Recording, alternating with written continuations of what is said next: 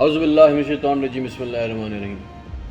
کیا 22 کروڑ کی آبادی میں 100 لوگ ایسے قابل، ایماندار، محب وطن نہیں ہیں جو یہ ملک چلا سکے؟ آپ بتائیں۔ آپ کے سامنے طیب اردگان کی مثال ہے کہ وہ کیسے پرائم منسٹر سے پریزیڈنٹ ہو گیا۔ ایک اچھا حکمران اپنی قوم کا دھیان بھی رکھتا ہے اور اپنی قومی اور ملکی مفادات کا خیال بھی رکھتا ہے۔ یہ ایک اچھے حکمران کی نشانی ہے۔ اور پاکستان کس مقصد کے لیے بنا تھا وہ معلوم ہے نا آپ سب کو، کہ لیا جائے گا تو اس سے کام دنیا کی امامت کا۔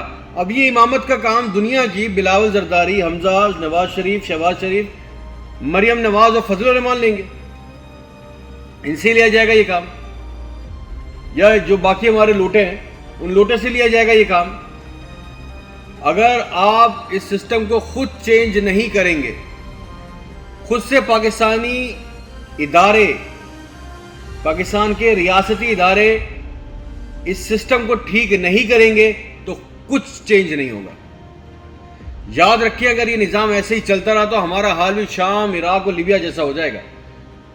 یہ وہ ملک تھے جنہوں نے اپنی غلطیوں سے نہیں سیکھا، اپنا نظام ٹھیک نہیں کیا، اور نتیجہ کیا ہوا؟ ایک کو پھانسی ہو گئی، ایک کو ریگستان میں قتل کر دیا گیا، اور تیسرا بڑی مشکل سے جان بچا کر چھپ کے بیٹھا ہوا۔ تو رحم کریں، خدا را رحم کریں پاکستان کے ساتھ جو خطرات ہمیں ہیں نا، ہمارے آس پاس جو خطرات منڈلا رہے ہیں، اس کے مطابق ہمیں مرکز میں ایک مضبوط حکومت چاہیے۔ یہ کام ہمارے ادارے کریں گے، ہمارے تھنک ٹینک کریں گے، کیونکہ ہماری سیاسی جماعتیں اور پارلیمنٹ یہ کام کبھی بھی نہیں کرے گی، کر ہی نہیں سکتی۔ ان لوگوں کو جس دن یہ بات پتہ لگ گئی کہ پاکستان میں پریزیڈنشل سسٹم آ رہا ہے، یہ پاکستان کو آگ لگانے کی کوشش کریں گے، کیونکہ ان کو احتساب کا خوف ہے۔ کیا 22 کروڑ میں سے 4 پاکستانی نہیں ہیں جو ایماندار ہوں؟ اس نظام کے لیے وہ اپنی ٹیم بنائیں اور عدل و انصاف کو یقینی بنا سکے۔ ایسے کچھ لوگ نہیں ہیں پاکستان میں۔ مشکل سے اس پورے نظام کو ٹھیک کرنے کے لیے نا 30-40 لوگ چاہیے جو محب وطن ہو، جن کو کرپشن نہ کرنی ہو، جن کو کسی کا خوف نہ ہو، اچھے وزیر، اچھے گورنرز، اچھے پالیسی میکرز آپ کی ملک کی ایڈمنسٹریشن کو ٹھیک کرنے کے لیے۔ ایسے لوگ ہوں گے ضرور، لیکن ایسے لوگوں کو اوپر نہیں لایا جاتا، اور جو لوگ اوپر آتے ہیں وہ لوگ ہوتے ہیں جو سیاسی جماعتوں سے نکل کے آتے ہیں، اور ان کو بھی اس لیے لایا جاتا ہے کہ اپنی کرپشن کو چھپایا جا سکے، یا پھر ان لوگوں سے اپنی غلامی کرائی جائے۔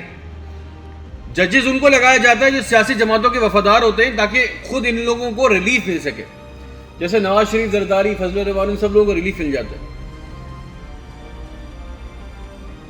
آپ کو خود اس نظام کو ٹھیک کرنا ہے۔ یہ نظام، یہ کام ادارے نہیں کریں گے۔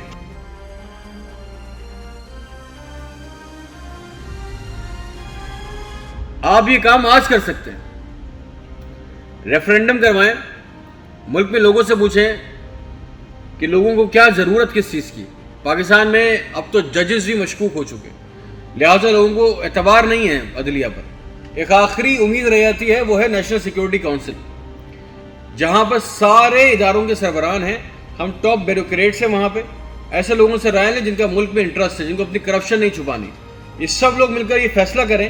ہمارے پاس زیادہ وقت نہیں ہے، خدا اگر چاہیں تو یہ کام آج سے کیا جا سکتا ہے، اگر نہیں کیا تو ہمارا حال بھی شام اور لیبیا جیسا ہی ہوگا۔